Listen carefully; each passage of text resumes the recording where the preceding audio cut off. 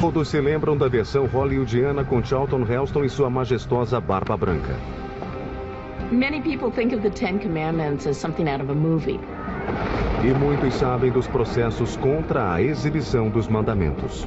There's a decided hostility by some groups and by some people to public displays of religion. The whole Ten Commandment fight is crass politics and opportunism. Mas poucos conhecem a verdadeira história. O que realmente estava escrito nas tábuas que Moisés trouxe da montanha? O que as palavras significavam então? E tem algum significado hoje? They live and breathe right now in American law. The problem with that is, you can make the Ten Commandments mean many things that they were not intended to mean in the ancient context.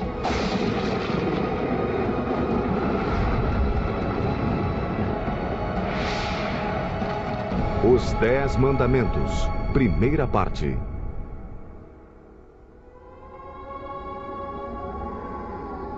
A história é contada no Êxodo, o segundo livro do Antigo Testamento. Deus enviou Moisés para libertar o povo eleito, os israelitas, que os egípcios escravizavam havia mais de 400 anos.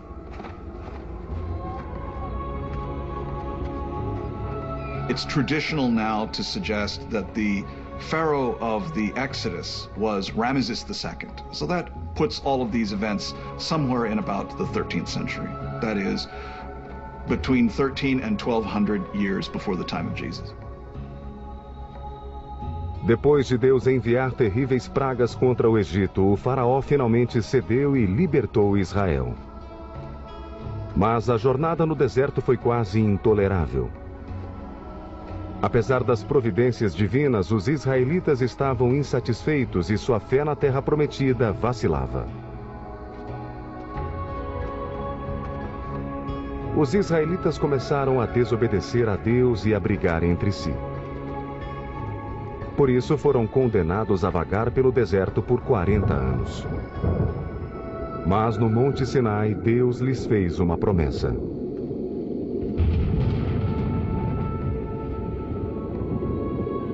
Se obedecerdes minha voz e guardardes minha aliança, sereis o meu povo particular entre todos os povos. Êxodo 19:5. We refer to it as the covenant, and we mean by that this agreement between the people and God.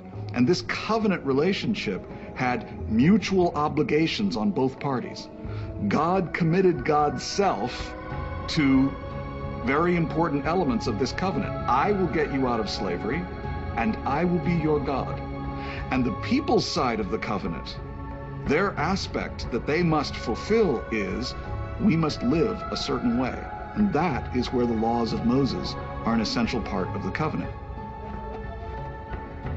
As leis que Moisés deu ao povo são os 10 mandamentos, regras para a vida e proibição de pecados como o roubo, a idolatria, o assassinato, a cobiça, o perjúrio e o adultério. Essas leis ajudaram a transformar uma tribo que durante muito tempo só conhecera a escravidão em um povo coeso e autônomo. What we had there was a end of slavery for a group of people. They were liberated, went to a new country, and then were given ways to live within their newfound liberty. They are the charter of the nation of Israel. They summarize how God would have them live in this new liberated society. As leis da aliança determinam como os eleitos devem se relacionar com Deus e uns com os outros. Remember, the people who came out of Egypt were not simply one homogeneous group. This was a heterogeneous group of people, a mixed multitude, the Bible says. And they didn't necessarily like each other. They weren't necessarily related to each other. They were not simply the Jews. They were a great mass of people. And they had to learn how to get together, and they had to learn how to live together. Não se sabe exatamente quando os israelitas encontraram Deus em Monte Sinai. Segundo o Êxodo, o evento se deu meses após a saída do Egito. Mas o Deuteronômio diz que aconteceu 40 anos depois, quando o povo se preparava para entrar na Terra Prometida. Mas, segundo ambos os livros, foi aterrorizante. Houve trovões e relâmpagos. Uma espessa nuvem cobria a montanha e a trombeta soou com força. Toda a multidão no acampamento tremia. Êxodo 19:16. Em seguida, ouviram a voz de Deus dizendo os posteriormente chamados 10 mandamentos. God makes a loud sound. It's understood as a kind of condensed utterance of everything that he will say. The great noise that the people hear is often interpreted as a condensation, you might say, of all the commandments all coming at once, as a kind of unbearable roar. Disseram a Moisés: Fala-nos tu e ouviremos, mas não nos fale Deus para que não morramos. Êxodo 20:19.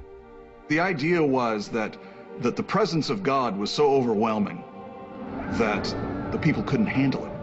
And so they asked Moses, please, be our representative, right? We're not able to handle this meeting of God. Moisés ascendeu em meio à névoa para ser o mediador entre Deus e os temerosos israelitas. Recebeu sozinho o símbolo sagrado da aliança, a palavra de Deus para seu povo eleito. Embaixo, os israelitas esperavam, em vão. Na ausência de Moisés, os israelitas se impacientavam. Liderados por Arão, o irmão de Moisés, erigiram um novo Deus para adorar, um ídolo de ouro. Depois de 40 dias e 40 noites, Moisés finalmente voltou trazendo 2 tábuas de pedras recebidas das mãos de Deus. Estavam cobertas de inscrições, mas ninguém no acampamento as leria. And Moses comes down and he sees his golden calf, ornate with jewelry, and Aaron and his followers dancing around and having dancing and music, and a lot of greed. Sees the people, in fact, having succumbed to idolatry. Vendo que seu povo já havia desobedecido 2 dos mandamentos, Moisés reagiu com fúria e sacrificou a dádiva que acabara de receber de Deus. Tomado pela cólera, Moisés arrojou de suas mãos as tábuas, Êxodo 32:19. Depois de destruir as leis de Deus, Moisés voltou a subir a montanha. Dessa vez levou 2 tábuas em branco para substituir as que Deus havia providenciado. Foi esse segundo par que Moisés levou aos seguidores arrependidos. As tábuas foram guardadas em uma arca de madeira, a lendária Arca da Aliança, que fora feita segundo as especificações divinas. Farás uma arca de madeira de acácia. Seu comprimento será de 2 côvados e meio, sua largura de 1 côvado e meio e sua altura de 1 côvado e meio. Tu a recobrirás de ouro puro por dentro e farás por fora em volta dela uma bordadura de ouro. Êxodo 25:10.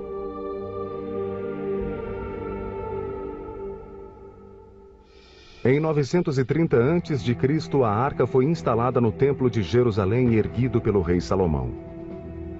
Em 587 a.C., os babilônicos capturaram Jerusalém e destruíram o templo, causando o desaparecimento da arca e dos 10 mandamentos. The 10 Commandments, the tablets, were destroyed, lost. Who knows where they went? This has been an article of speculation for many people for years and years, as with other great religious relics. But in fact, they are, for all practical purposes, gone. O que exatamente estava escrito nas tábuas? Nos séculos seguintes, a história dos 10 mandamentos seria editada por muitas mãos e, segundo alguns, tirada de seu contexto. There are more than 600 commandments in the Bible, and the 10 commandments were not conceived by Judaism as necessarily the 10 most important. It's quite likely that one of the main reasons why 10 commandments become famous is because every human being has 10 memory devices at the end of their arms. In other words, 10 is easy to remember. Cliff notes, chapter headings, bumper stickers, call them what you want. Everybody loves lists. That's why David Letterman is so successful. You are not to steal. You are not to bear false witness against your neighbor. and you are not to cover. I only got 9. I skipped one. I'm sorry. I knew I was going to do this. Which one did I skip? Se há mais de 10 mandamentos, quais são eles? E por que foram esquecidos? I'm afraid I'm a little suspicious about why that's the case. Tânia aparece várias vezes no Corão, também na Musa, o grande profeta que trouxe as leis de Deus aos israelitas. Não importa qual a religião, quase todos já ouviram falar dos 10 mandamentos, mesmo que não consigam lembrar de todos. You shall have no other gods before me. Secondly, you shall not portray this God in any way. You shall not make an idol. Thirdly, you shall not abuse the name of God. Number 4, you are supposed to remember the Sabbath day and keep it holy. Number 5, you are to honor your father and mother. Number 6, you are not to kill. Number 7, you are not to commit adultery. Number 8, you are not to steal. Number 9, you must not bear false witness against your neighbor. And finally, you must not covet your neighbor's house, wife, male or female slave, ox, donkey, or anything that belongs to your neighbor. Mas haveria apenas 10 mandamentos? Segundo o Êxodo, esses 10 eram apenas os primeiros de muitos. Eram os mandamentos que os israelitas ouviram Deus proferir e que foram gravados em pedra como símbolo da aliança. There is very little scriptural evidence that would support this notion that Moses intended to highlight these 10 as the really important ones. Everybody, according to the tradition, everybody heard these 10. And when they heard those 10, they were already so overcome by this that they basically said to Moses, Moses, you take it from here. You hear the rest of them, please. We're not able to hear all of this. And so Moses, it says, communes with God and hears the rest of the commandments.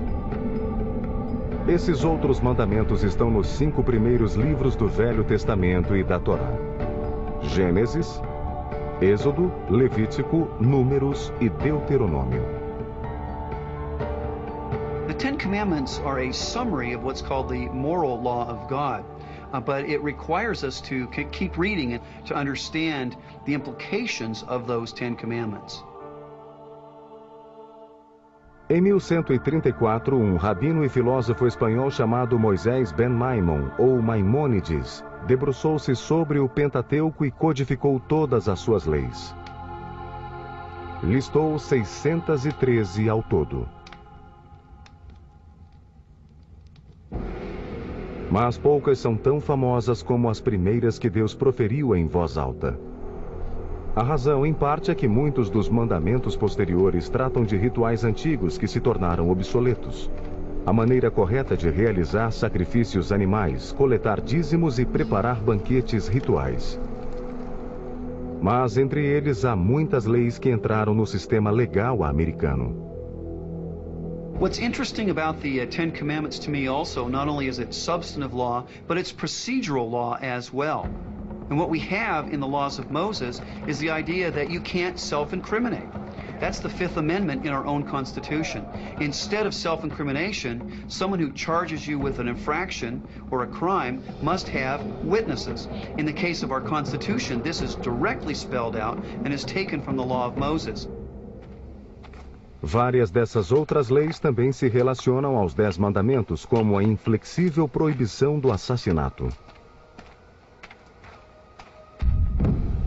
The other laws tell us, for example, the difference between murder, between capital punishment, and between manslaughter. If you kill somebody by accident, you get to go to a city and hide away there under the auspices of the head priest so that nobody will come and kill you in revenge.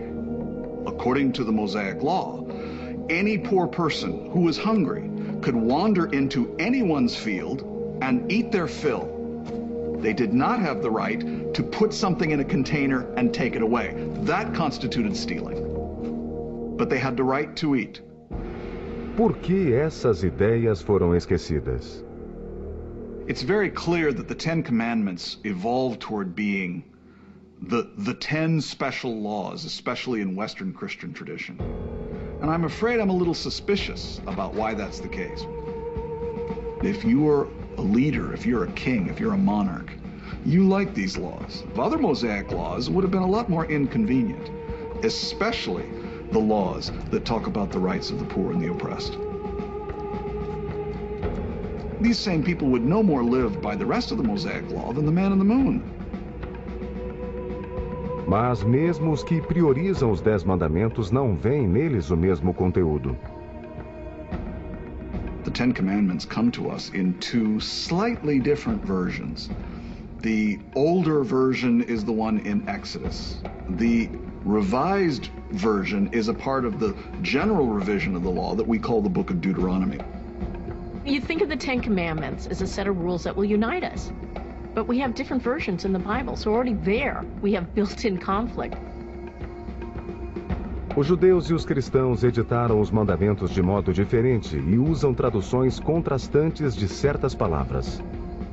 Muitos tentaram mudar o texto original, que fala da posse de escravos e de mulheres.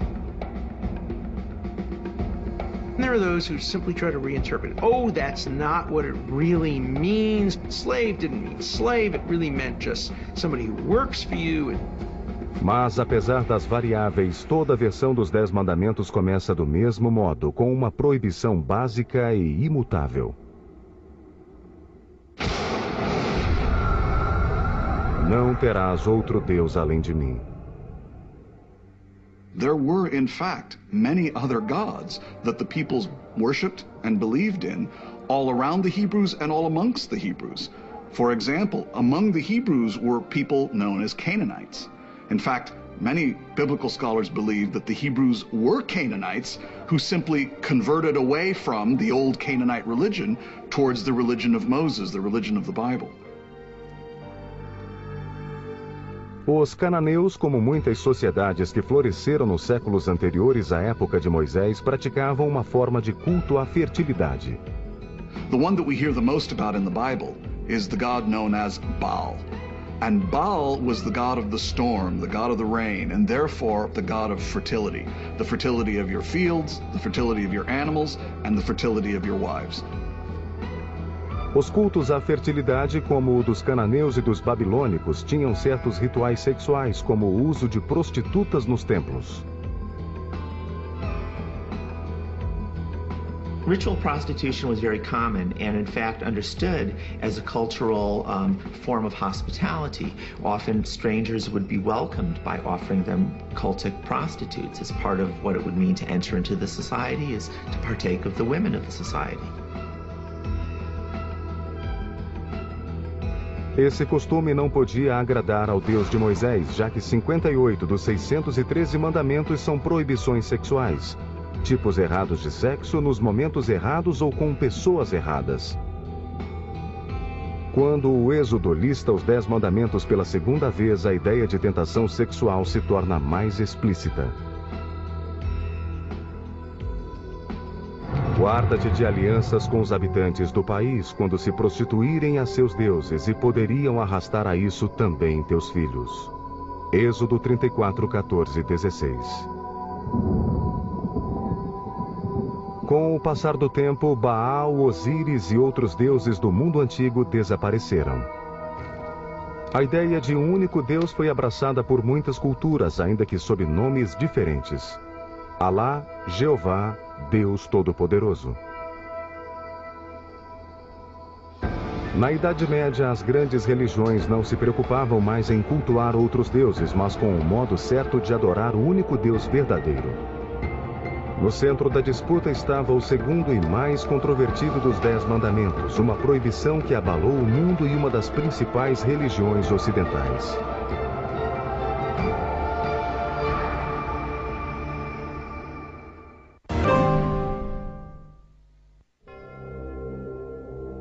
Isto é uma obra de arte? Ou a personificação do pecado? Depende de quem responder a pergunta. Quase todas as religiões são acompanhadas pela arte sacra, mas em alguns momentos essa tradição entrou em choque com certas interpretações do segundo mandamento. Não produzirás imagens. A partir do século IV depois de Cristo, as igrejas católicas encheram-se de refinados entalhes, afrescos e pinturas que ilustravam a vida dos santos e histórias da Bíblia. A tradição chegou ao auge na Idade Média, quando a missa era rezada em latim, uma língua que os fiéis não entendiam. And the classic expression of it goes back to the 6th century, where a Pope Gregory, said that the images were the pictures of the poor. They were the Bible of the poor, and they could help people learn about faith and morality.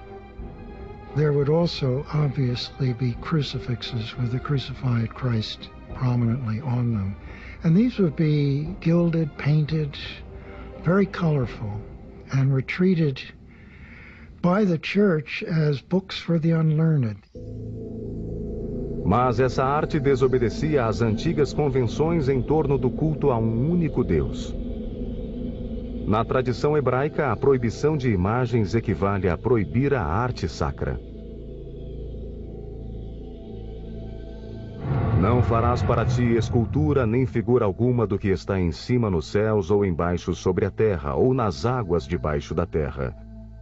Êxodo 20:4. No mundo antigo, as representações dos deuses eram corriqueiras. The idea that the God of the Hebrews was not supposed to be pictured or carved or painted in any way was a very effective way in which the Hebrews differentiated their belief and their ritual and their practice from virtually everybody else around them. All the other religions that we know of that surrounded the ancient Hebrews were not only comfortable, but encouraged the picturing of their gods. Idol worship is completely forbidden in Islam and Judaism, almost exactly in the same way. When you have a statue, the statue becomes sacred, but the statue is material. It's made out of clay or bronze or gold or something that is tangible. God is intangible, and therefore to take on a statue or an idol or a place in a room is to sanctify something that is not godlike. A cristandade abraçou boa parte do Velho Testamento, mas também tinha um Novo Testamento em que Jesus redefine os mandamentos. When they asked Jesus what the greatest commandment was, he answered with a sort of two-pronged answer. He started by saying, "Love the Lord your God," and the second is like it, he said, "Love your neighbor as yourself." Mas para alguns a própria ideia de Cristo é uma violação dos mandamentos do Velho Testamento. The Quran talks very explicitly about Jesus and accepts Jesus as a very beloved prophet. However, the Quran also talks about how Christians took Jesus as their God. And that becomes a problem between Muslims and Christians. You have an idol of Jesus and Christ in churches all over the world. So it's a problem of idol worship, it's a problem of images. A antiga Igreja Católica, ao traduzir os 10 mandamentos, omitiu a proibição a imagens, preferindo interpretá-la como parte da proibição ao culto de outros deuses. Para os primeiros líderes católicos, as únicas imagens proibidas eram as das outras religiões, uma ideia refletida no Êxodo. Derrubarei os seus altares, quebrarei suas imagens e cortarei seus pomares. Êxodo 34:13. Era o raciocínio que a Igreja medieval usava para organizar as cruzadas contra os muçulmanos na Terra Santa e para converter os pagãos em terras estrangeiras. In the 16th century, the Spanish conquerors led by Herman Cortez are in Mexico, destroying the horrible idols of the Aztecs and replacing them with what they believe are beautiful statues of Mary and the saints. Mas a Igreja logo provaria de seu próprio remédio. Nos séculos 16 e 17, em toda a Europa, cresceu uma revolta contra alguns rituais católicos, em especial a veneração de relíquias e santos. People in the Middle Ages would go to either visit a saint's shrine, where there would be a relic of the saint or an image of the saint. You would leave money, you might leave some jewelry, you might say some special prayers or give thanks, or even make another vow in front of the saint's presence. Physical contact with it, kissing, holding, touching the relic, housing, touching the saint's image was very, very important. Para os protestantes inspirados por Martinho Lutero, essa prática cheirava a idolatria. Para eles, os suntuosos altares, vestimentas e estátuas eram sinais de materialismo e evidência da corrupção que manchava alguns setores da Igreja Católica. Quando o protestantismo ganhou força em meados do século XVI, esses objetos foram os primeiros alvos. They were smashing and breaking and hacking away, hauling them out to a big bonfire and throwing them on it. There were also attempts to actually humiliate these images, using the oil from an image's lamp to grease one's boots, smearing excrement and other things on the items. So as a way of sort of ritually polluting them. In France, when the churches had been cleared out, children would stand around the bonfire and either recite or sing the Ten Commandments. Católicos devotos revidaram e por quase um século a violência sacudiu a Europa. Well, in France it was years and years of bloody civil war. In Germany, you also have a war in the middle of the 1540s. So probably the clearest modern analog to the kind of religious tension that we see in the 16th century, of which images are at the very center, is Northern Ireland, where even today, or in recent history, we have had the kind of religious tension and terrible violence that the 16th century saw. Em toda a Europa, as igrejas eram despidas de suas estátuas e adornos. The walls are painted, they're whitewashed, and instead of a visual image, the Ten Commandments were written on the walls. A partir de então, a ênfase mudou das imagens para as palavras. Palavras para serem ouvidas, seguidas e que só podiam ser ditas com muito cuidado. To swear in the ancient world meant that you were calling on God to witness, may God strike me if I'm not telling the truth.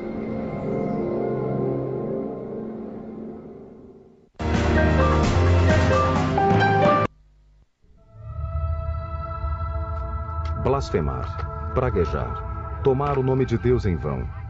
Isso é feito o tempo todo. Mas antigamente as palavras eram muito poderosas, como o terceiro mandamento reconhecia. Não tomarás o nome de Deus em vão.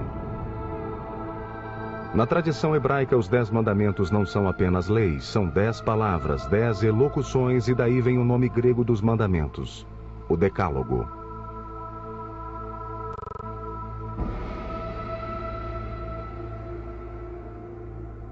Depois da reforma protestante do século XVI, as palavras da Bíblia e os mandamentos tomaram o lugar das imagens e da arte da Igreja Católica. Ninguém menos do que Henrique VIII ajudou isso a acontecer nas nações de língua inglesa. Em 1528, irritado com a Igreja depois que esta se recusou a anular seu primeiro casamento, Henrique permitiu que a Bíblia fosse impressa e distribuída em inglês.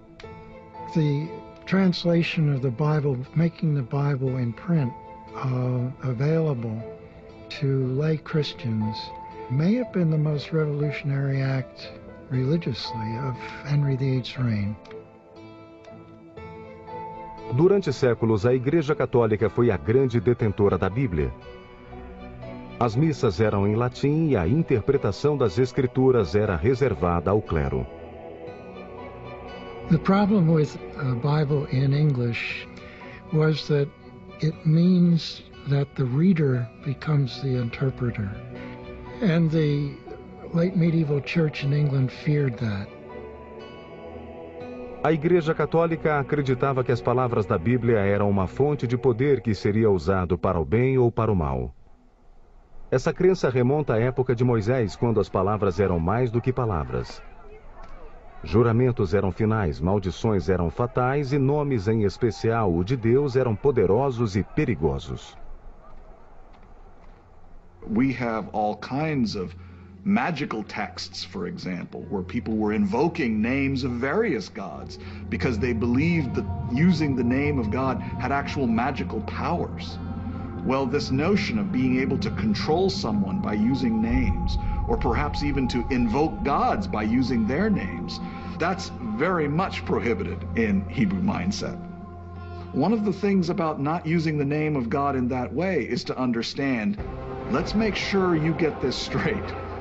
I'm the creator, you're the created one. You don't tell me to do things, I tell you to do things.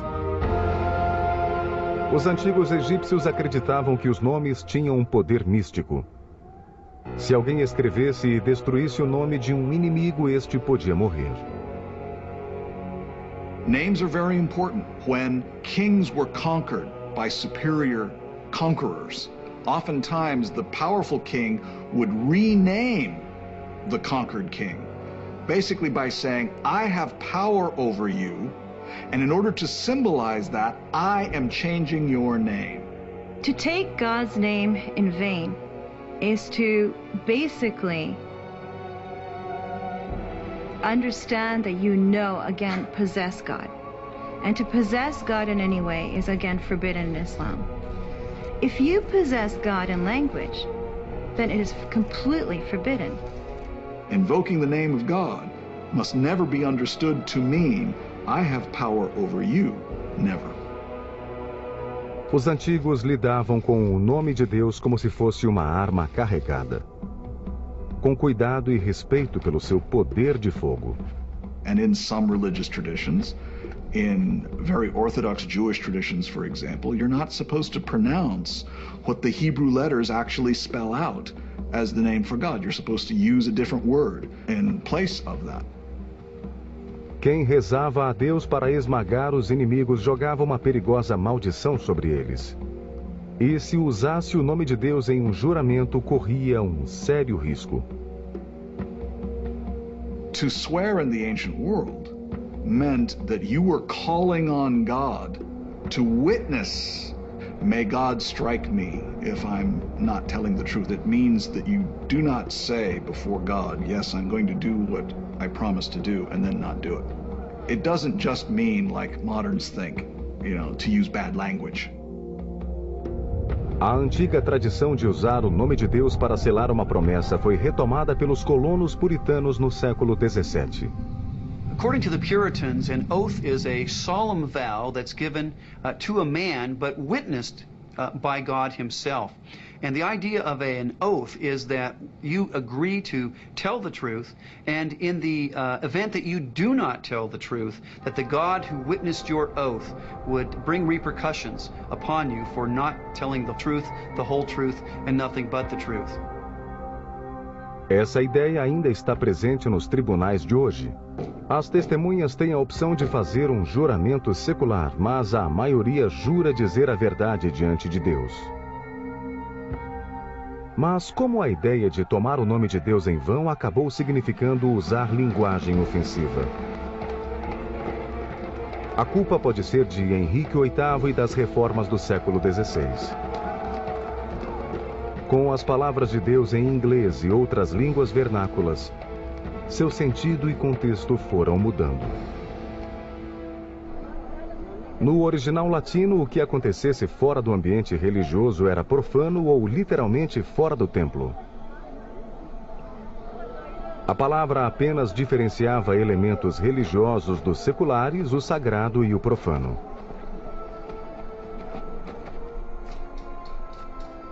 Usar o nome de Deus fora dos templos era profano, mas não necessariamente condenável. Mas, com o passar do tempo, grupos religiosos começaram a atribuir à palavra o sentido de pecaminoso. No começo da era puritana, em torno de 1600, um discurso profano era entendido como desrespeitoso com a religião. Mas então outros sentidos negativos foram adicionados à lista, sentidos não apenas religiosos, mas escatológicos, sexuais ou apenas grosseiros. Todos foram agrupados sob uma nova definição do discurso profano. Praguejar e jurar por Deus, que no passado significava evocar o nome de Deus, tornaram-se sinônimos de vulgaridade. The injunction is not to make certain types of vows using God's name that you could not fulfill. So there's certain vows in particular that were forbidden, but there's no prohibition against certain words as being cuss words or swear words. A ideia de que o nome de Deus tinha poder, um poder que não podia ser mal empregado ou banalizado, hoje está ultrapassada. Not taking the Lord's name in vain is, I wish people would abide by that today. Have you recently heard a political convention? God's name is taken in vain all the time. God's name is taken in vain before every football game. God's name is taken in vain all throughout America. Nobody abides by that commandment. Os 10 mandamentos teriam se tornado obsoletos no mundo moderno? O próximo mandamento, dependendo de sua definição, já foi desobedecido por quase todos os americanos, até pelo fundador da nação.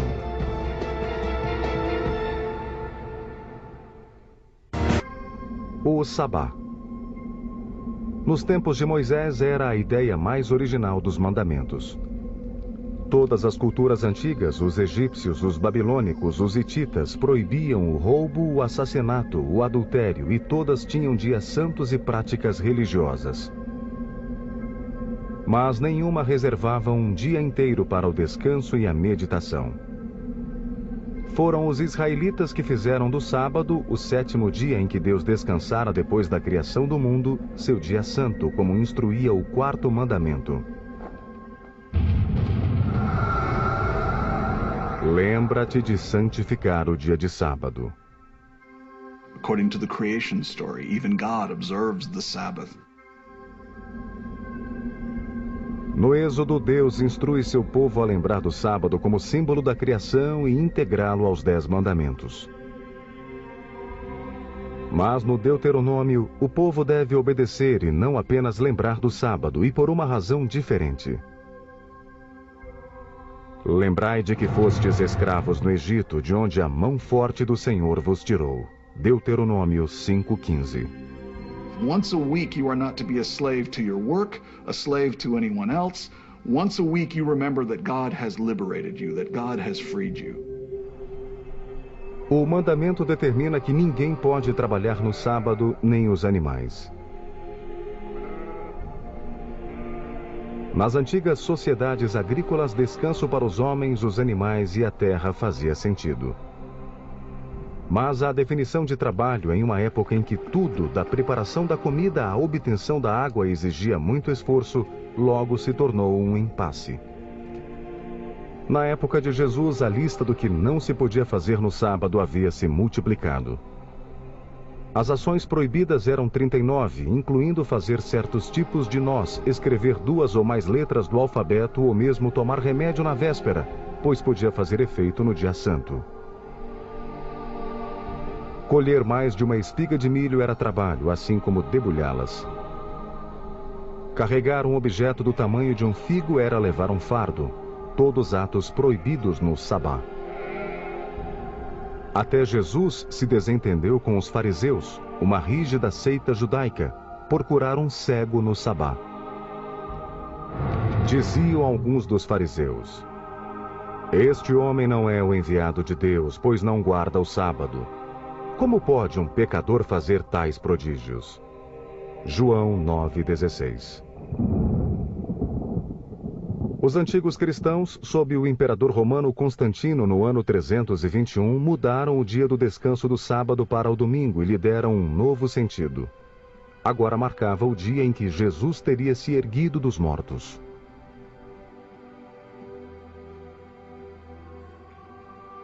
The idea of Sabbath got shifted to the first day rather than to the last day. because of the honoring of Resurrection Day, of the day of Jesus. Os antigos cristãos iam à igreja, mas usavam o resto do dia para a recreação.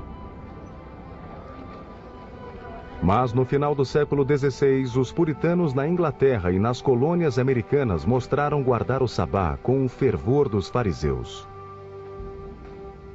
These were theocratic communities. These were communities that thought they were establishing the rule of God here on earth, and they wanted to follow what they considered to be God's law. Na Baía de Massachusetts, no século XVII, apenas não trabalhar no domingo não bastava. Era proibido rir e brincar. Tudo o que os fiéis faziam era ir e voltar da igreja com reverência. Caminhadas desnecessárias, tocar instrumentos musicais, andar de barco, nadar, namorar, eram crimes puníveis por multas, chicotadas, orelhas cortadas ou horas no pelourinho. And there's even one instance that's recorded in which a sea captain came back after a long interval at sea and kissed his wife on the Sabbath and was severely reprimanded. As colônias foram se tornando uma nação, mas as leis do sabá continuaram vigorando. Em 1789, autoridades de Connecticut prenderam um grupo por andar a cavalo no domingo. Um dos viajantes era George Washington, que estava a trabalho. Nem o presidente dos Estados Unidos estava acima das leis de Deus. Interestingly, in our Constitution, the president has to respond to a bill within 10 days. Sundays excepted.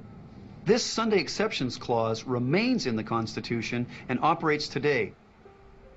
No século XX, as leis dominicais passaram a ser conhecidas como leis azuis, talvez devido à cor do papel em que as primeiras leis foram impressas ou devido à associação da palavra azul em inglês com atos proibidos. Hoje, essas leis são estaduais e não mais federais. A maioria dos estados exige que o comércio feche, que diminua o horário de funcionamento ou venda apenas artigos necessários. No Texas, até os anos 70 podia-se comprar um martelo, mas não pregos, uma fita virgem, mas não um disco, cadarços, mas não sapatos. Nos anos 60, essas leis foram questionadas por violarem a separação constitucional entre a igreja e o Estado. Mas as leis religiosas não desapareceram, o nome apenas mudou. In the 60s, we just recategorize them. We say, well, they're not really religious laws. They're just, communal laws, the rules of how our community will operate. They're secular. Para a maioria, o domingo se tornou um dia de descanso laico e informal. Algumas leis dominicais ainda são aplicadas, mas menções ao sabá quase não existem mais. Como as leis do sabá, os outros mandamentos relativos a Deus e a como ele deve ser adorado foram importantes para os puritanos e os fundadores da nação, mas poucos vestígios deles permanecem na lei americana.